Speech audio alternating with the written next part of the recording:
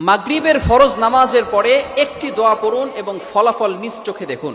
কোনো ব্যক্তি যদি মাগরিবের ফরজ নামাজের পরে এই ছোট্ট দোয়াটা পড়তে পারে, আল্লাহ পাক রব্বুল আলামিন ওই বান্দাকে বিপদ আপদ থেকে হেফাজত করবেন। শুধু তাই নয়, আল্লাহ পাক রব্বুল আলামিন তার উপরে 10টি নেকি আল্লাহ পাক রব্বুল আলামিন তার আমলনামায় দিয়ে দিবেন। আল্লাহ পাক রব্বুল আলামিন তার 10টি গুনাহ মাফ করে দিবেন।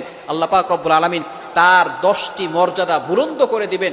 আল্লাহ পাক রব্বুল আলামিন তাকে প্রটেক্ট ফ্রম অল অ্যাক্সিডেন্ট, সকল বিপদ আপদ থেকে, বালা মুসিবত থেকে হেফাজত করবেন।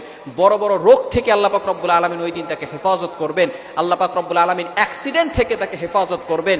আপনাকে যদি ঘরের ভিতরে আগুন লেগে যায়, আগুন লাগা থেকে আল্লাহ পাক রব্বুল আলামিন আপনাকে হেফাজত করবেন, যদি খালি আপনি একটি আমল করতে পারেন। শুধু তাই নয়, আল্লাহ রাসূল সাল্লাল্লাহু আলাইহি ওয়াসাল্লাম বলে দিয়েছেন, সারা রাত ধরে ওই বান্দার জন্য ফেরেশতারা আল্লাহ তাআলার কাছে দোয়া করতে থাকবে।